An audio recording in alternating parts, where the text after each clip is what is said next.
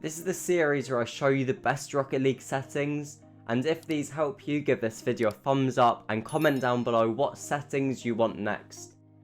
So I'm going to be showing you the best pro settings in this video. Starting off with gameplay, these are my pro settings. These are my settings, I'm not a pro. But if anything's different, just give it a switch around and see if you like them or not. So now to the camera settings. I always have field of view at 110. After reviewing a lot of pro settings, a lot of them do have it at 109. I don't see too much difference with it at 109, so I just stick with a classic 110 field of view. Distance is at 270. After reviewing pro settings, basically every pro has it at 270.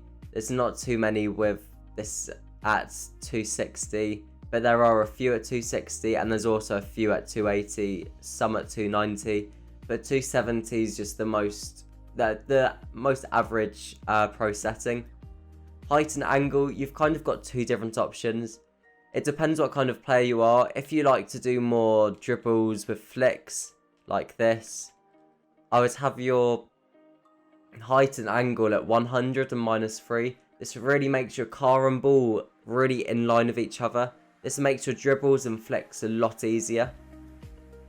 So if you want to see more of the field, you can have it at 110 and -4, looking down on your car more. But I personally really like the 100 height and -3. I feel like that helps my dribbles and overall comp gameplay a lot. So I would always recommend having that setting. I'm going to switch this back to 100 and -3. To stiffness, I've got this at 0.35. Most pros have it around 0.45 or 0.35. So I'm actually going to put this at 0.4. because I feel like this is the most average settings a pro would have. Now swivel speed and transition speed, these don't matter too much. Some pros have it a lot higher. I'm guessing this is because it's more slow motion when you're looking around, and that means you can actually pick up more detail where everyone is. When if you have it lower, it's just like quickly flick to see if someone's there. I prefer this a lot more to having like a slow motion one, but it's just personal preference. It's what you are used to and what you like. But I just personally enjoy having like a quick flick between the ball and car. My eyes pick up things really quickly, so I think that's why I prefer it. But if your eyes are slightly different, then just put it higher up so it's a bit more slow motion. And these two, just keep both of these at default. If you do a lot more freestyling, I would turn inverted swivel on. So now for bindings. The only ones I've changed is power slides at L1. I've changed my arrow left and arrow right to R1 and L1 too. And I've also changed my rear view at square, and I've got my scoreboards as well changed to R3. Then I think these are the best, as you can do these types of wave dashes like this. And if you like doing stalls, you can do stall cancels and flip resets really well. Just overall, I think these are the best settings by far for comp. I've always used these and really liked this. Don't use boost and RB. I mean, it's just personal preference, but it's just a waste of time trying to learn it. Just to learn to use boost and circle. Mostly every pro does this. All the videos saying it's some like secret setting you have to change, they're just waffling out their minds. Like, you don't need to do all of that. Just use boost on B and learn that. So now for the dead zones, I have 2.5, 2.5. I then have this on 0.8, and then I have my dodge dead zone on 0.4. So the steering sensitivities, a lot of pros do have it around 1.2. I do find this is quite low though. I've always liked a 2.5. A higher sense is technically better, but you wouldn't want like a high sense. A higher sense is better for flip resets and musty flicks, when a lower sense is better for air dribbles. But this is just whatever you're used to. This is the same for all settings. Whatever you're used to, just carry on using that. In case it's like really, really extreme, just carry on using it and keep on learning with it. There's no point really changing it, to be honest with you, as you may as well just keep on going with it.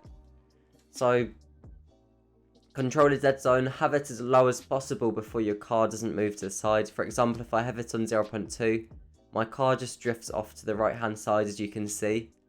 But if I put it on 0.8, you can see how my car now drives straight. So you need to find the lowest setting possible where your car drives straight and it doesn't swerve off to the right hand side.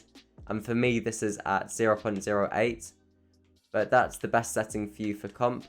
This means you can't really stall consistently. I'm saying that when I'm stalling.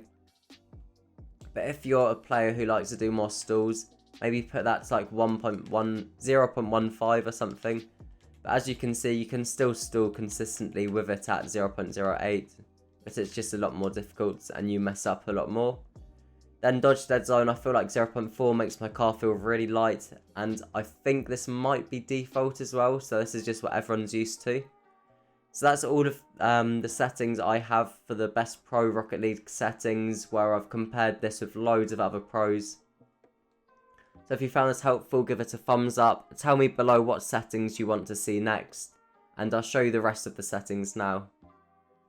So the first important setting I would change is the nameplate scale. It's originally at 100%, but I think it's pretty important for you to put it up to 120%.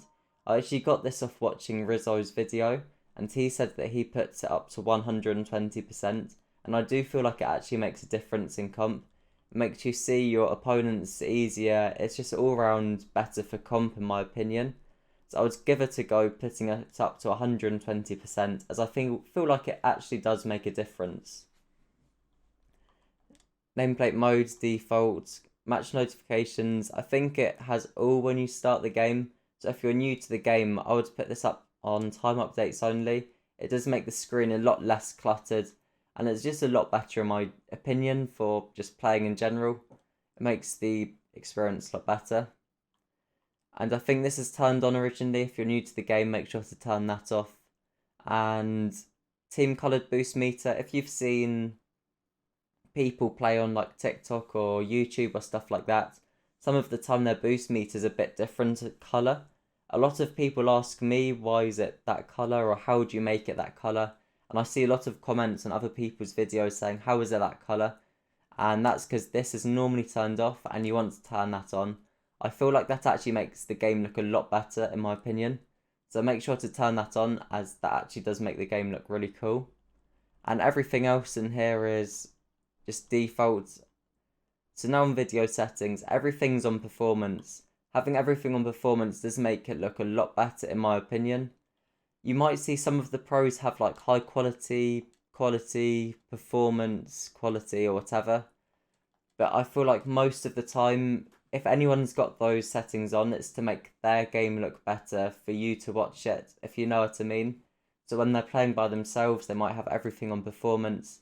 But when they're recording their videos or they're live streaming, they have it on quality to make their game just look better for the audience.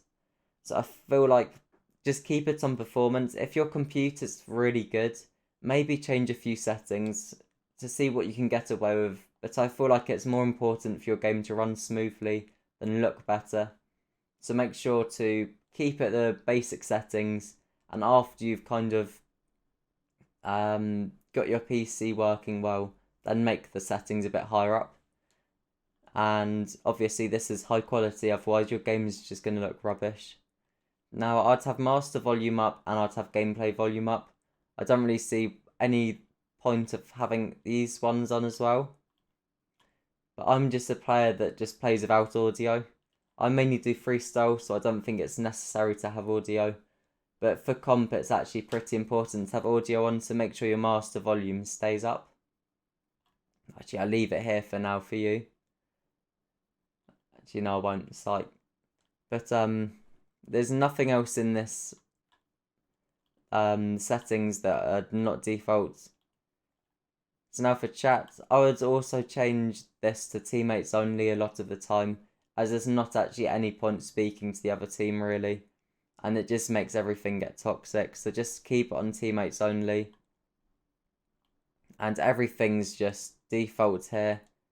Nothing's different at all except from these two up here. These are different. And now for the quick chat, this is my quick chat, but it doesn't really matter too much. just do whatever you want. I never use quick chat, but this is my ones if you're wondering. And now I'm going to show you a few of my presets. I actually think that the preset on your car does actually matter and depends how you play. For example, if I'm playing with one like this, I might not play as well as if I play with this one. So I've just got a few paint finishes for you to try. I always play better with metallic pearl or exo. I don't know why, but I just always play better with exo or metallic pearl. So I'd give it a go.